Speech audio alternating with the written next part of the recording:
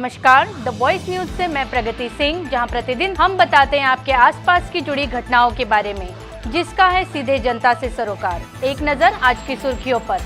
उमरगाम तालुका में विभिन्न समाज के नेताओं द्वारा वांसदा के विधायक अनंत भाई पटेल की उपस्थिति में 5 मुद्दों को लेकर मामलतदार को आवेदन पत्र सौंपा गया था।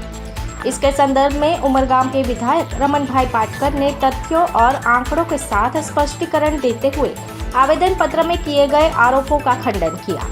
इसके अलावा उन्होंने तालुका के विकास के लिए सभी से सामूहिक प्रयास करने की अपील की। द वॉइस न्यूज के लिए उमरगाम से श्रेयस सोनगढ़वाला की रिपोर्ट। कोई पण तमने घबरावे तो अनंतभाई ने याद करजो, कोई पण पोलीस घबरावे तो भी अनंतभाई ने याद करजो, रमण पाटकर तमने घबरावे तो भी हमने याद करजो। तमारा विस्तार में आवीने कोई आपने घबरावे अने ए पण आदिवासीना दाखलाथी चूंटायेला छे। भाई रमणभाई, आदिवासी समाजनो दाखलो छे એટલે તમને અહીંયા ધારાસભ્ય બનવાનો મોકો મળે છે। ત્યારે આદિવાસીની સેવા કરવા માટે અમને આ મોકો મળ્યો છે। ત્યારે આપણે કોઈ કંપનીના પીઠું બનવાની જરૂર નથી।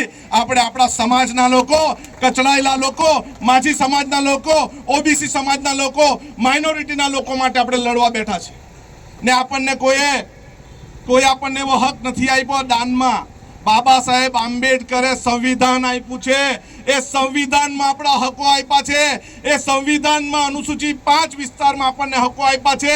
ત્યારે એ હકો થકી આપણે છે, કોઈની દયા, કોઈની ભીખથી નથી। આપણે ગરીબ છે ખરા, આપણે આર્થિક રીતે કચડાયેલા છે ખરા, આપણે અભણ છે, અશિક્ષિત છે ખરા, પરંતુ આપણામાં એક ત્રેવડ બાબા સાહેબ આંબેડકરે અને બિરસા મુંડાજીએ આપી છે કે આપણે લડવાનું, સંઘર્ષ કરવાનું અને જ્યાં સુધી અન્યાયની સામે ન્યાય ન મળે ને ત્યાં સુધી આપણે અટકવાનું નથી। આજની રેલી માત્ર ટેલર છે। હવે પછી પિક્ચર બી બતાવીશું, 2-4 કંપનીને બંધ કરાવીને બતાવશું ને। તમારી જમીન પર કોઈ પગ મૂકે તો એ જમીન તમારે છોડવાની નથી, આપણે બધાએ ત્યાં બેસી જવાનું છે। પણ આપણો હક લેવાનો છે, અન્યાયના વિરુદ્ધમાં ન્યાય લેવાનું છે અને આપણે સંવિધાનને સાથે રાખીને કામ કરવાનું છે।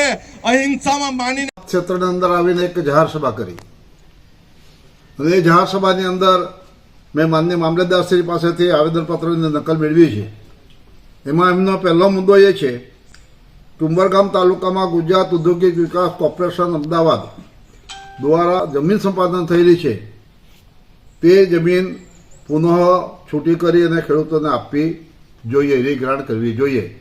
આ મુદ્દા પર મારું સ્પષ્ટ વલણ છે કે માન્ય ભારતીય જનતા પાર્ટીની સરકાર, ગુજરાતના માન્ય મુખ્યમંત્રી અમારા વિજયભાઈ રૂપાણી, જેમાં હું પણ મંત્રી તરીકે હતો, અને અમારા ફણસા એટલે કે કરજગામ પંચાયતના અને સરીગામના 116 ખેડૂતો, આ બંને મળીને 276 ખેડૂતોની જમીન રીગ્રાન્ટ કરીને આપી દો।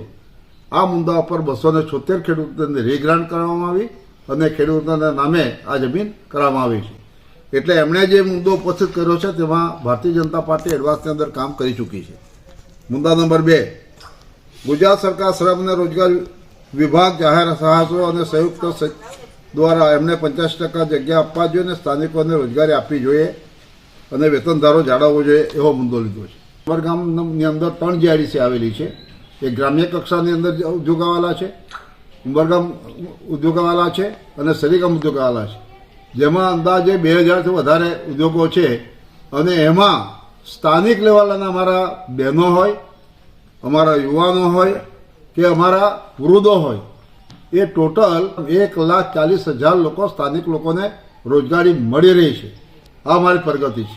આ 2 મુદ્દા પર જે આવેદનપત્રનો ઉલ્લેખ કર્યો છે એને હું વખોડું છું અને ગામનો વિકાસ થાય, તાલુકાનો વિકાસ થાય, અગર તો દેશનો વિકાસ થાય, એમાં એમણે સ્વાભાવિક રીતે સહયોગ કરવો જોઈએ। ત્રીજો મુદ્દોમાં એ જનરલ છે કે ઉમરગામ મત વિસ્તારની અંદર ચણોદ અને ડુંગરા આવે છે તો એ વિસ્તારને અલગ કાઢવો જોઈએ।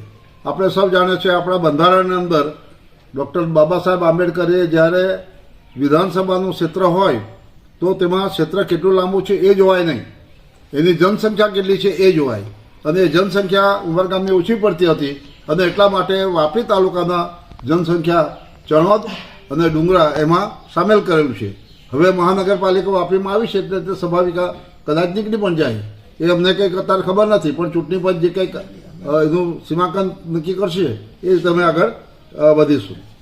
મુદ્દા નંબર 4ની અંદર એમણે લખ્યું છે કે મહેસૂલ વિભાગ દ્વારા ગૌચરણ જમીન સ્થાપન કરવા અંગેની નીતિ માટે 100 તારીખે ભારત સરકારે ઠરાવ કરેલો છે. હા, એ હું કબૂલ કરું છું કે ગૌચરણની જમીન ગૌચરણો માટે એટલે એક ઢોર માટે 9 ચોરસ મીટર જમીન રાખવી જોઈએ, એ સરકારનો જીઆર છે.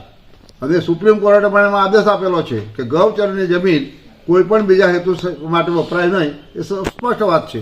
અને એટલા માટે જો કોઈ સરકારના ઉપયોગ માટે જે લેવી હોય તો સરકારે મહેસૂલ સૌરાષ્ટ્ર વન વિભાગ ધારા હેઠળ એ ત્યાંથી જમીન આપવી પડે, ત્યાર પછી આ જમીન આપણે લેવી પડે અને તબદીલી કરવી પડે, તો સરકાર એ જગ્યાનો ઉપયોગ કરવા આપણને મંજૂરી આપે છે, તે સિવાય મંજૂરી આપતા નથી. આપણું બહુ સ્પષ્ટ છે.